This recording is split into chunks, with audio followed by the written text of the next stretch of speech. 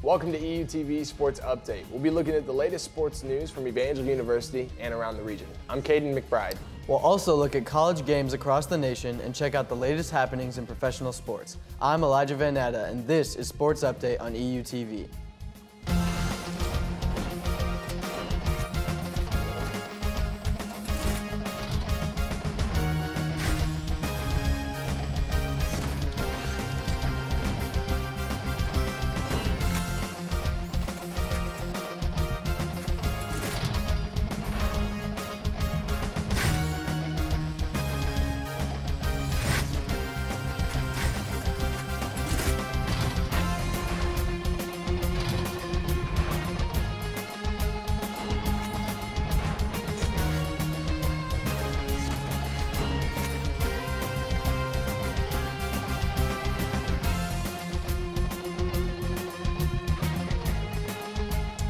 Elijah, in the Valor athletics world alone, we have a lot going on this past week. We had the major basketball game, the NAIA quarterfinals, along with some softball, baseball, and even track and field. But what were we looking at the colleges around the nation and even the professional world? Yeah, so we got, again, a lot of basketball. That's what's going on right now. We got March Madness updates for everyone. We also have an NHL game and a professional basketball game. So a lot to discuss today, a lot to talk about. So Sure. Let's hop right into it. Absolutely.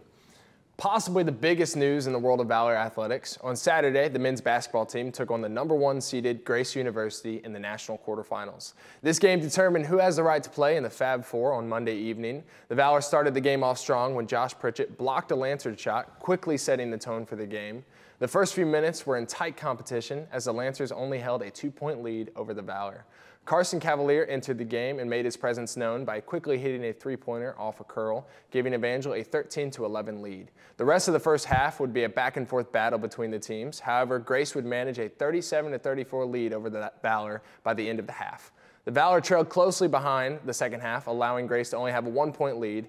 However, the Lancers found their rhythm and managed to go on a 9-0 run over the Valor. Evangel responded quickly with a three-pointer from Carson Cavalier, which was followed by another run by Grace. The Valor could not generate enough offense in the final moments. The Valor did hit a pair of threes in the last few seconds, narrowing the score. However, Evangel ultimately fell to Grace 83-76 and ended their season.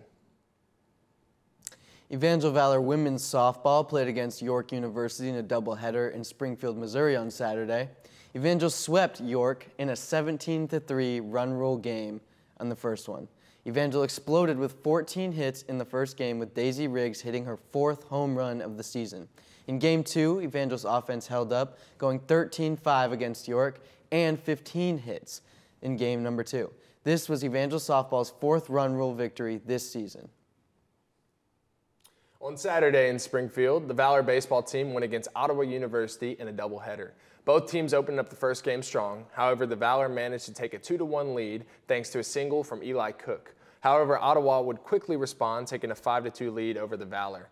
Valor Riley Mitchell doubled home the first 2 runs in the 9th, narrowing the score 4-8. Though the Valor managed another run, they still fell to Ottawa 5-8 in Game 1. In the second game, Ottawa came in with momentum, causing the Valor offense to fall silent, managing only 2 hits throughout the entire game. The Braves managed to win in the second game 6-0, leaving the Valor scoreless. Valor Track and Field continued their outdoor season for the Springfield Showdown at Betty and Bobby Allison South Stadium on Friday. 3 teams competed, all local colleges, Missouri State, Drury, and Evangel. Valor Discus also competed, throwing on Saturday at the minor event. Joshua Blakely broke the school record in the high jump, as well as Kobe Graham and Alex Richardson, who qualified for nationals by smashing the NAIA standard in the javelin event. The Valor men took the overall win, and the women took a second-place finish.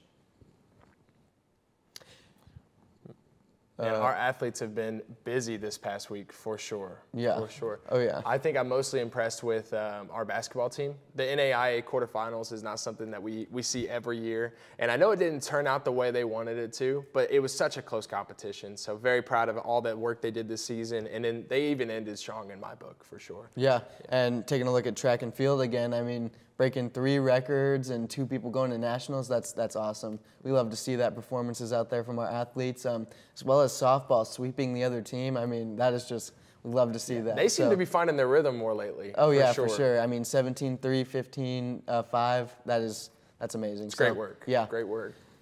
Coming up next, I'll be here with assistant soccer coach Cohen Beard. And later, we'll look at some of the most important games from March Madness this week. Stay tuned.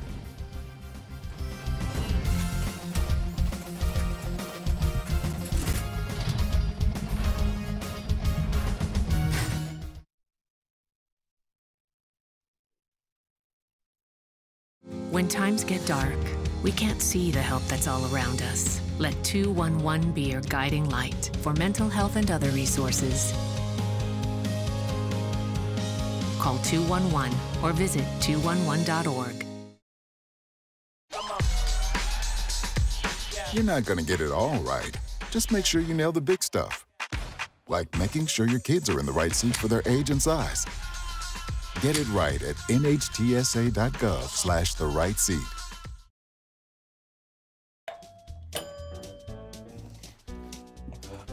What a disaster. You're a disaster.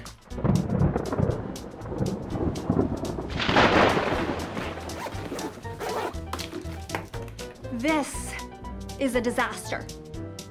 You can't be ready for every little disaster, but you can prepare for a big one. Make an emergency plan today.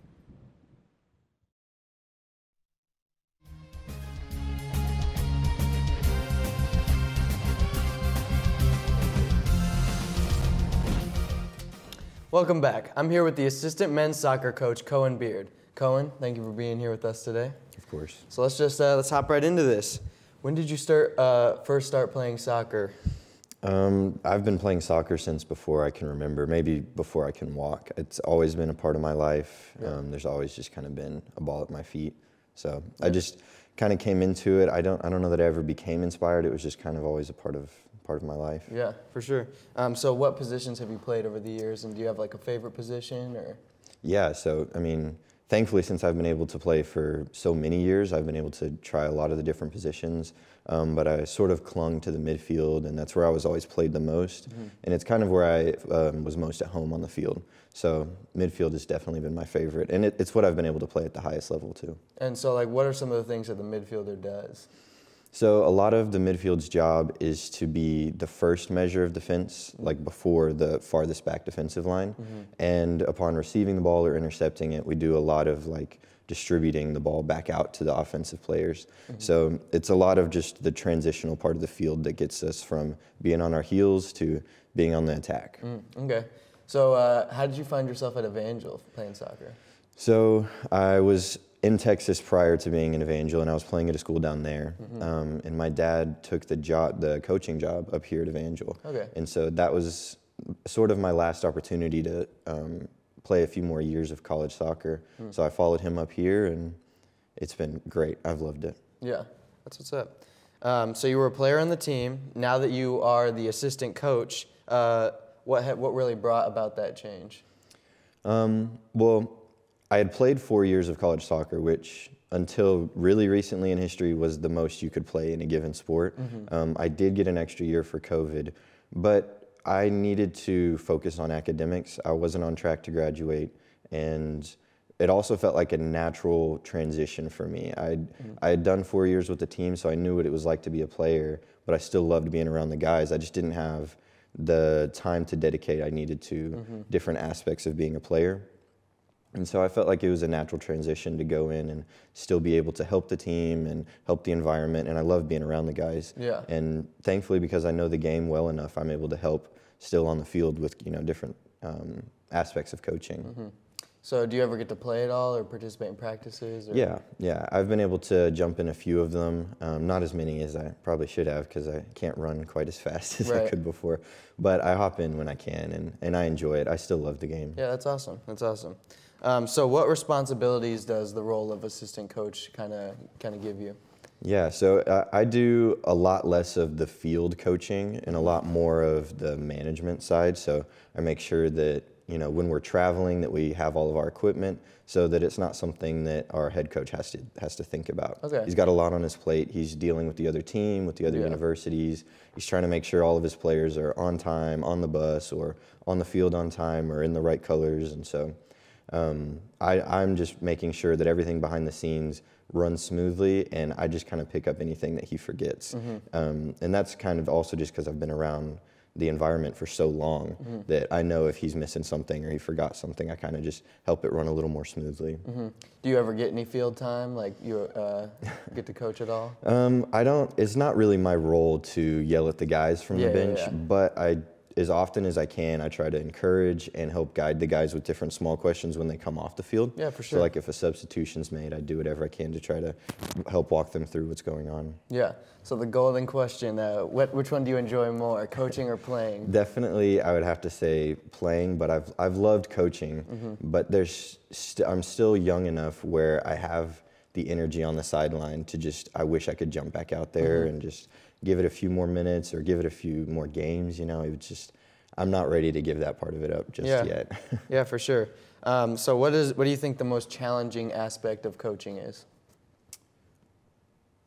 I would say being attentive for as long as you have to be. There's some weeks where we're on the road maybe twice in a week, and you're just kind of on call every hour of the day and night, because like if you're in a hotel and a guy needs you, he needs to be able to call you if something goes wrong, like someone stays out too late, or, which doesn't usually happen, but maybe he's got an injury and he needs to see the trainer as soon as he can the next morning. So we have to sort of be able to schedule that, you know, into the late hours of the night.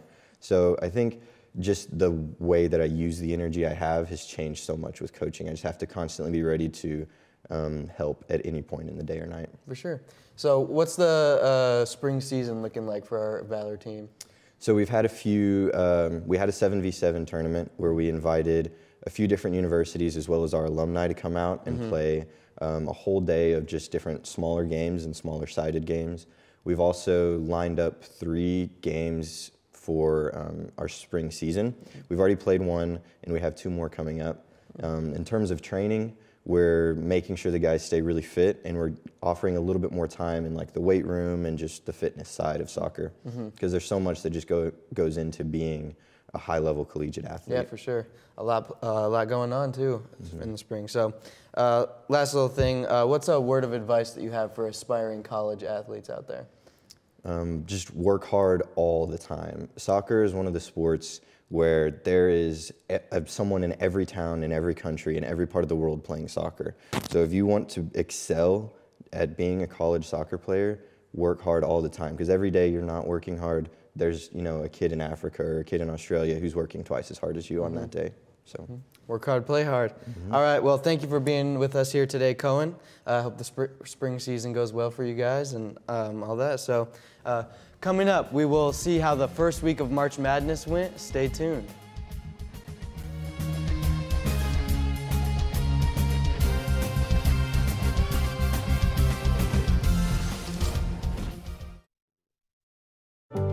My biggest fear in the middle of my addiction was that I would never be able to get over it and that my kids wouldn't have a father. I started thinking, you know what? This isn't my story. For the longest time, fear held me back from ultimately being who I wanted to. I had to become a better man to be a better father. It's important to me that my kids are empowered and truly believe that if they can think it, they can do it.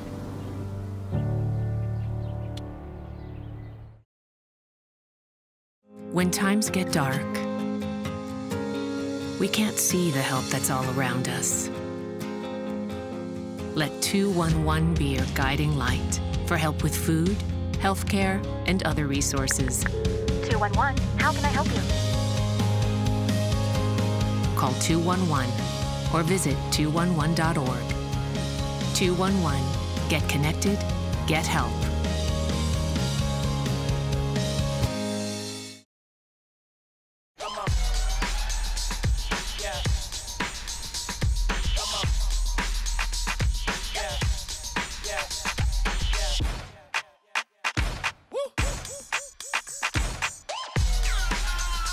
You're not going to get it all right. Just make sure you nail the big stuff. like making sure your kids are in the right seat for their age and size. Get it right at nhtsa.gov/the-right seat.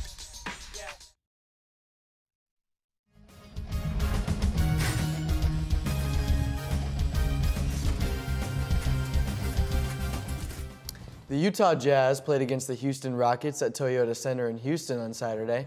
The Houston Rockets made a season-best 27 three-pointers, with Jalen Green scoring 41 points, and Fred VanVleet added 10 three-pointers and 34 points to the game to beat the Utah Jazz 147-119 for the Houston Rockets' 8th straight win.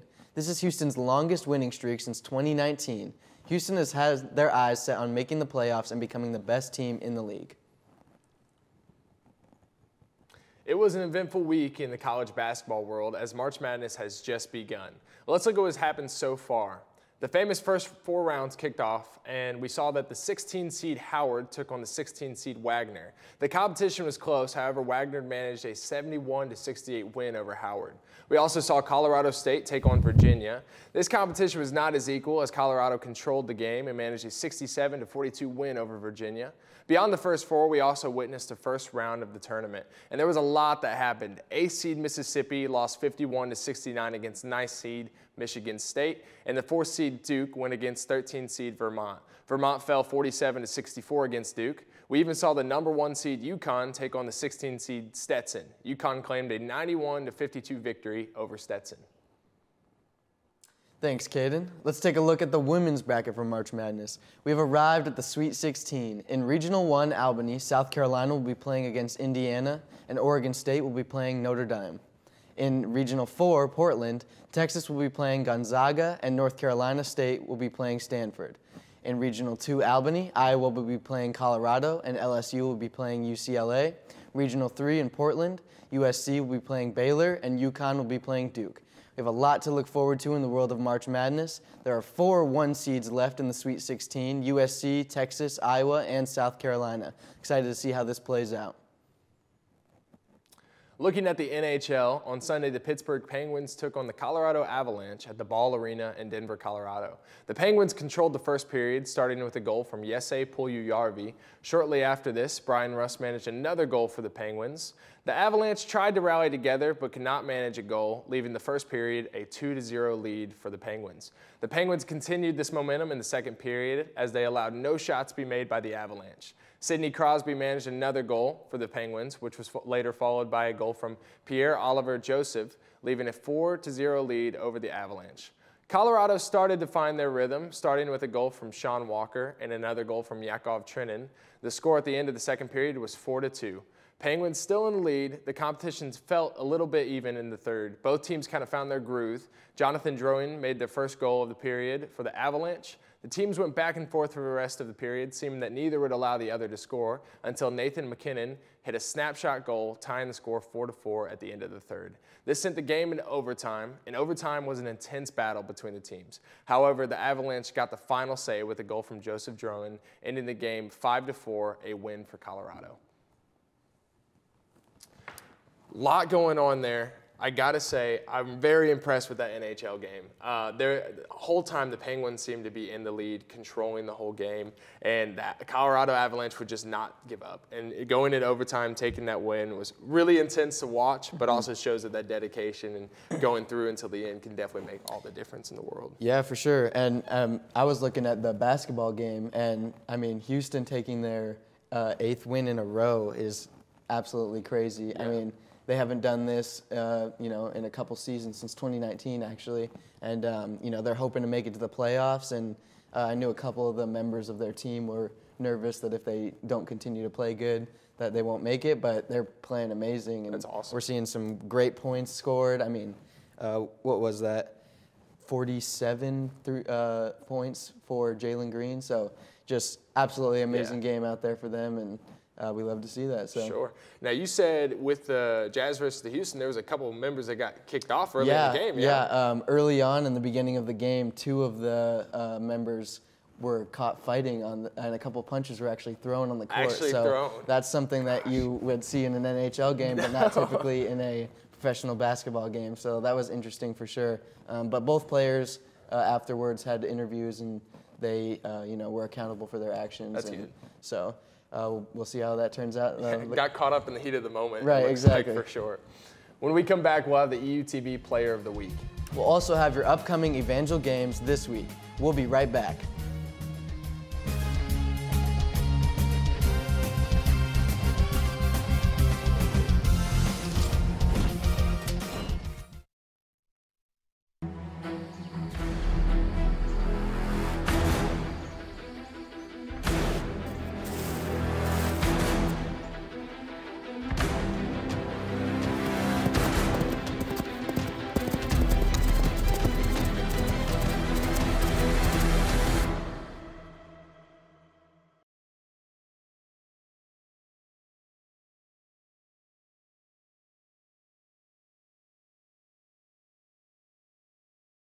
There is a road laid out for me. First night here, but Amy seems cool.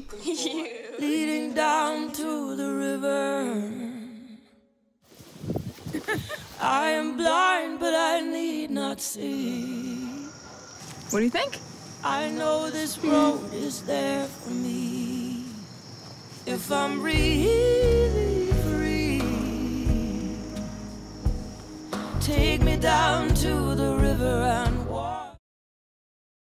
Severe weather can strike anytime, anywhere, but there's a simple way to stay safe. Hey, Jim Cantori here. I stay safe in dangerous weather by planning ahead. You can stay safe too with a few easy steps. Build an inexpensive kit with supplies for your family's needs. Write down important information like phone numbers and medications. Always talk with your family, and remember any pets in your planning. Be ready, be safe. Start your plan today at ready.gov/plan.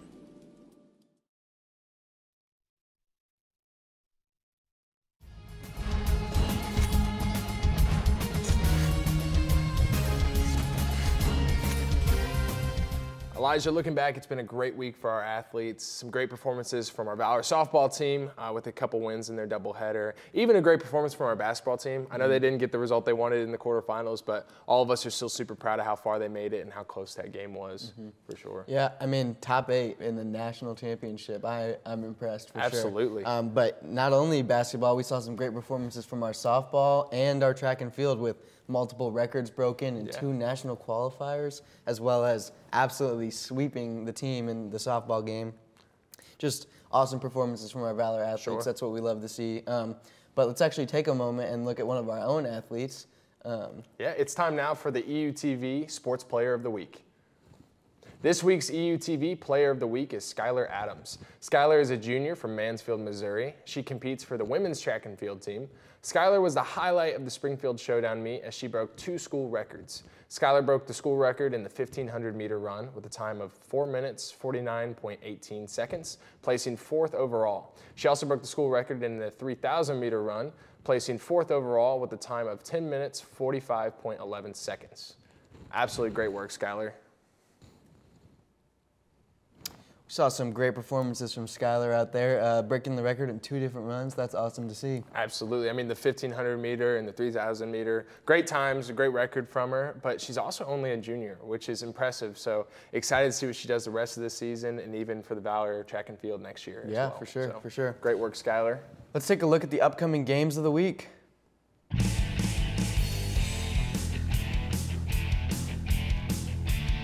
Men and women's track and field will be competing Friday and Saturday against Southwest Baptist University at the SBU Open Meet. Valor Baseball will be competing Friday and Saturday. Friday against University of St. Mary, and then a doubleheader on Saturday again versus University of St. Mary. Men and women's tennis will be competing against Wesleyan University Saturday, March 30th in Springfield, Missouri. Softball will be competing Tuesday in a doubleheader versus Friends University, and then Saturday in a doubleheader versus Tabor College.